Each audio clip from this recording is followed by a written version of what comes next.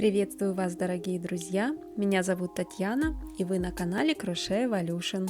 В этом уроке мы разберем топ-3 мифа о галочках и крестиках. Что же лучше, что выбрать и как вязать? Для начала немного философии. Так как я уже больше 10 лет обучаюсь традиционному боевому искусству винчунь, могу с уверенностью сказать, что действия, которые мы видим, делятся как минимум упрощенно на две составляющие. Это внешняя форма и наполнение. Во внешней форме есть то, что очевидно, то есть видно невооруженным глазом. А есть так называемые тонкие моменты, которые можно увидеть только если сосредоточиться и направить туда все свое внимание. Другими словами, нужно знать, куда смотреть.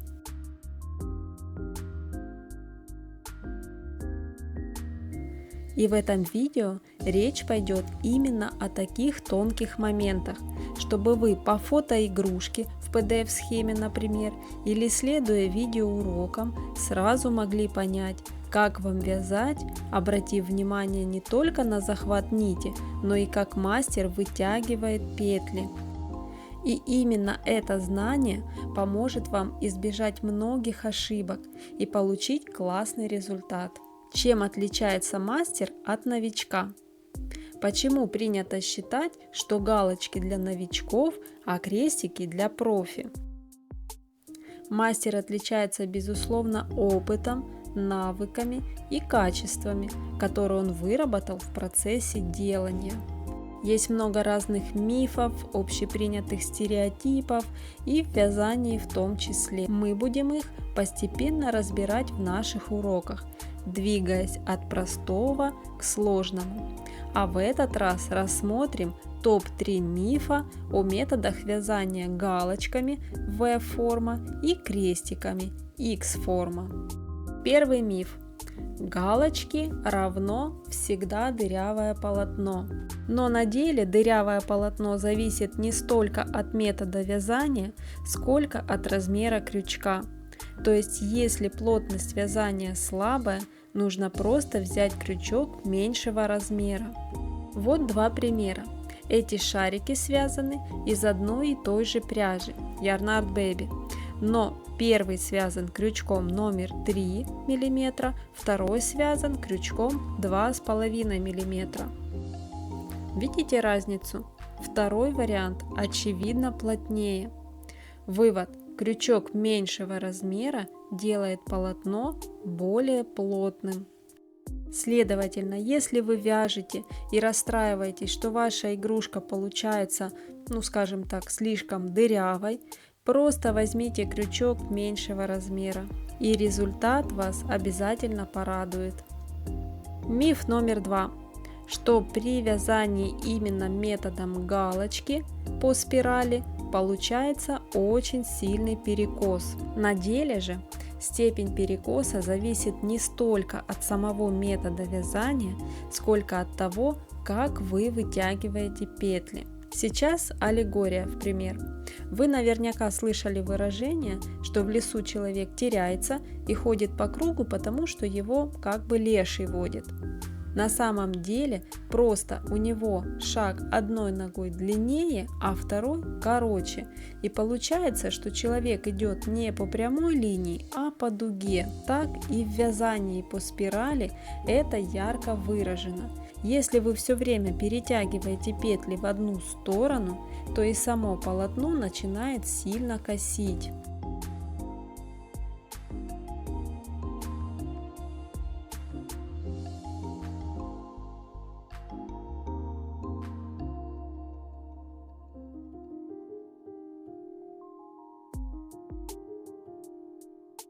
А если вытягивать петли вверх или даже в противоположную сторону, то полотно можно и вовсе выровнять.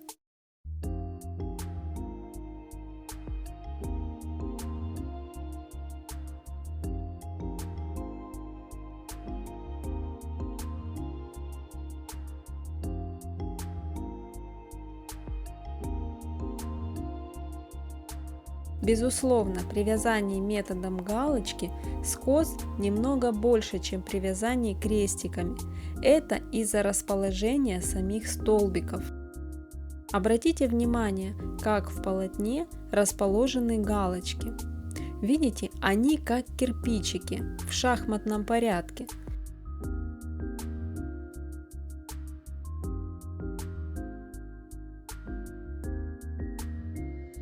А вот крестики, они располагаются четко друг над другом.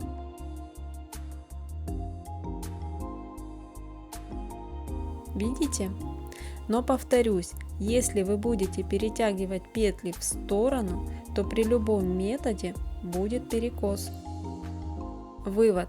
Просто нужно попрактиковаться и проработать навык, чтобы не перетягивать петли в одну сторону. Третий миф. Галочки для новичков, крестики для профессионалов. У меня на канале когда-то была дискуссия в комментариях по поводу именно этой темы. Подписчица написала, что метод крестики – это продвинутый уровень, и новички не могут им вязать. Мое мнение по этому поводу, что если новичок начнет свое путешествие в мир амигуруми с метода крестики, а вязание галочками не будет практиковать вовсе, то для него именно галочки будут казаться продвинутым методом. Потому что и плотность тяжело будет подобрать, и дыры будут, и перекос, и так далее. Просто раньше, видимо, когда не было столько информации, было принято начинать учиться именно с этого метода, а другом просто не знали. Даже я, когда начинала вязать, узнала о другом методе, о крестиках, только после того, как связала уже 3 игрушки. Но я сразу начала практиковать оба метода, крестики даже больше. И в своих игрушках я эти методы даже иногда комбинирую. Вот, к примеру, дракон в худи. Когти, рожки, чешуйки, в общем, все мелкие детали я вязала крестиками, а само туловище и голову методом галочки. Вывод. Чему вы больше времени и усилий посвятите, проработаете, то лучше и легче будет получаться. Подведем итог. Если у вас есть желание научиться чему-либо, вы видите внешнюю грубую форму и обращаете внимание на тонкости, практикуете и совершенствуете свои навыки, то вы обязательно получите прекрасные результаты, как плоды своего труда. Если это видео было вам полезно, ставьте лайк и подпишитесь, чтобы не пропустить дальнейшие уроки. В следующем видео мы как раз на практике разберем метод крестики и схему идеального шара. Вдохновения вам и успехов! До встречи в следующих уроках. Пока-пока!